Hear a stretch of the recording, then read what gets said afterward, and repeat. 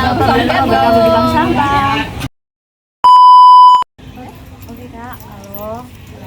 Kami dari Prodi Sosiologi mau mewawancara lembaga dari organisasi Bank Sampah. Boleh perkenalan dulu? Boleh perkenalkan, nama saya Gipa Kosiboya, saya dari Prodi AN, angkatan 22, kelas 2. Oke, halo semuanya, saya Lili dari Prodi AN juga. Ini properti kalian? Dosen. Oke Kak, saya ingin bertanya, bagaimana mulai awalnya terbentuk Bank Sampah di sini? Aku mau menjelaskan sedikit.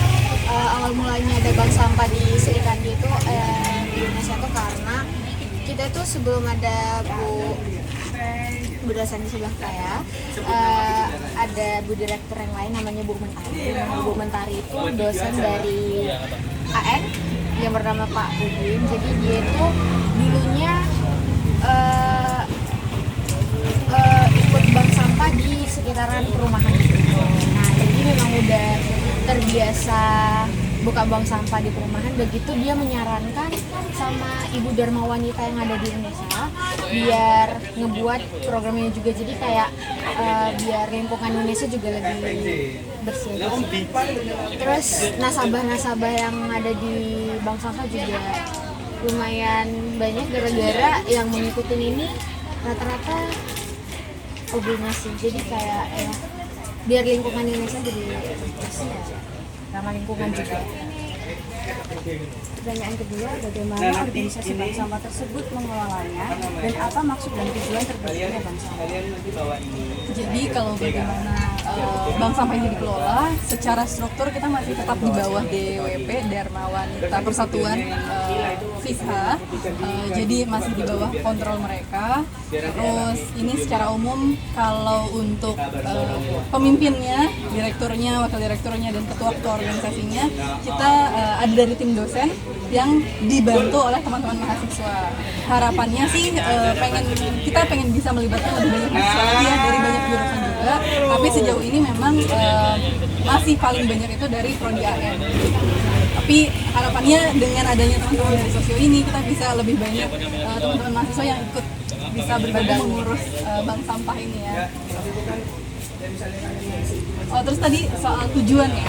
Tujuan seperti yang tadi disampaikan oleh Dipa sebenarnya sederhana ya. Kita pengen mengurangi timbulan sampah yang berakhir ke TPA gitu. Karena kan seperti yang kita tahu ya, bagaimana pengelolaan sampah kita itu sebenarnya belum cukup layak, belum cukup proper, di mana kebanyakan sistem pengelolaan sampah yang kita punya masih sekedar ambil, terus angkut, buang gitu, tanpa ada mekanisme pengolahan. Nah, dengan adanya bank sampah ini kita pengen bisa jadi solusi agar skema pengolahan sampah itu nggak cuma ambil terus angkut dan buang, tapi juga kita ambil terus kita pilah dan kemudian kita recycle, kita daur ulang. Jadi sampah yang berakhir ke TPA itu bisa berkurang karena sekarang kan jumlah TPA itu semakin berkurang juga ya, sementara timbulan sampahnya itu justru makin meningkat gitu. Jadi harapannya kita bisa berkontribusi di persoalan pengurangan sampah yang berakhir ke TPA itu tadi. Sambil tentunya kita juga pengen bank sampah ini bisa jadi salah satu wadah untuk mengkampanyekan bagaimana kita bisa menekan produksi sampah-sampah kita. Makanya ke depan kita pengen kampanye lingkungan juga nih, pakai tumbler atau bawa wadah makan sendiri dan lain sebagainya. Pertanyaan terakhir, apa saja jenis yang bisa dikumpulkan di bank sampah dan kapan pengumpulan bank sampah dilakukan? Oke, baik. Jenis-jenis bank sampah, jenis-jenis sampah yang ada di bank sampah itu ada banyak ya. Kayak gembus. Gembus itu aku jelasin kayak sepatu, sendal bekas yang berbagai ukuran, warna ataupun merek. Begitu ada plastik sablon tebal, plastik lembaran campur, plastik karung, plastik sablon tipis, plastik kemasan, terus udah gitu plastik putih bening, kresek, botol beling atau putih, udah gitu botol beling warna, botol bensin besar, botol bir bintang besar, botol sirup bagus, paku atau sepeda, seng, kaleng besi, super tebal, udah gitu gerabang, sama panci aluminium. Nah, banyak sih jenis sampah yang ada di bank sampah itu banyak sih. Dan harga-harga tiap jenis sampah itu berbeda ya. Semakin misalnya kan kita itu sering ngemilah sampah ya. Misalnya kalau kalau misalnya kalian nyediain botol aqua yang masih kosong gitu kan, gitu nanti kalian itu tiap tutupnya beda, terus plastikannya beda, pokoknya tiap yang ada di botol itu harganya berbeda. Semakin kalian sering memilah, semakin untung kalian.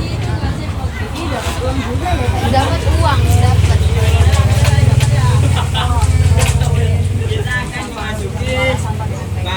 Ditunggu nasabah dari sosiologi. Ya, terima kasih Abang. Ya, sama-sama.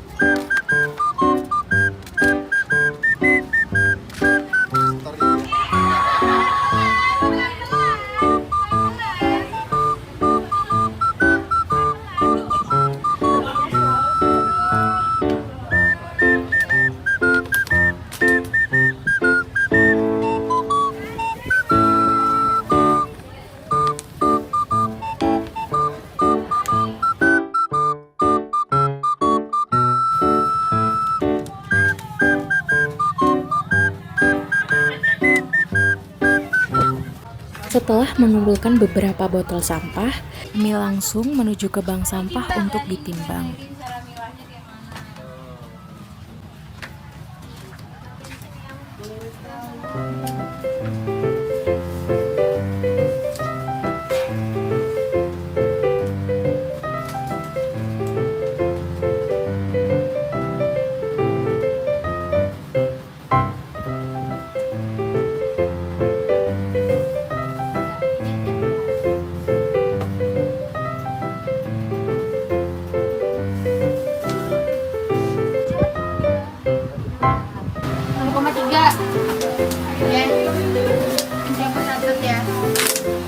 Kalian mau diajarin milahnya juga nggak? Ya, boleh. Boleh. Ini doang.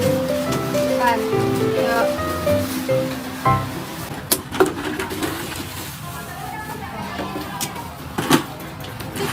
Tahu Arif.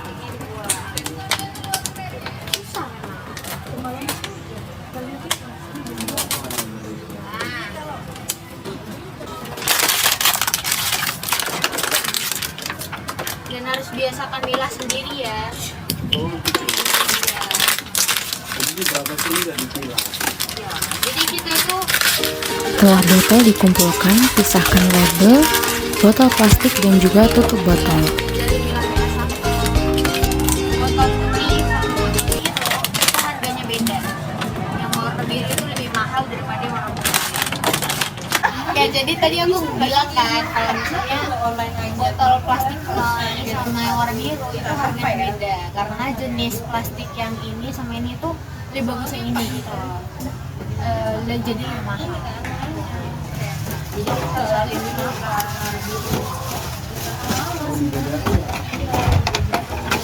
Kalau kertas sama botol, kalau yang ini itu nggak berharga ya. Jadi ini dibuang aja. Kami buang. kalau misalnya kertas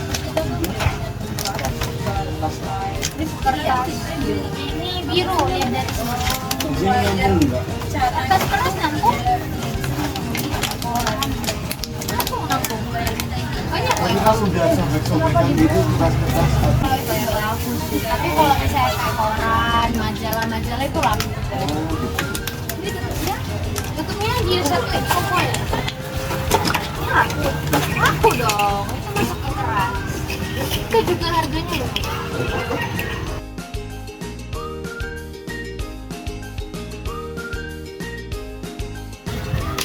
ya segitu aja memilah sampah. Bye. Pas, itu laku juga di sini. Minyak jelantah gitu, minyak jelantah, galon juga kalian bisa bawa. Kardus ada, ini masuknya kardus, ada jenis duplek juga, beda juga. Terima kasih. Jangan lupa gabung ke bank sampah.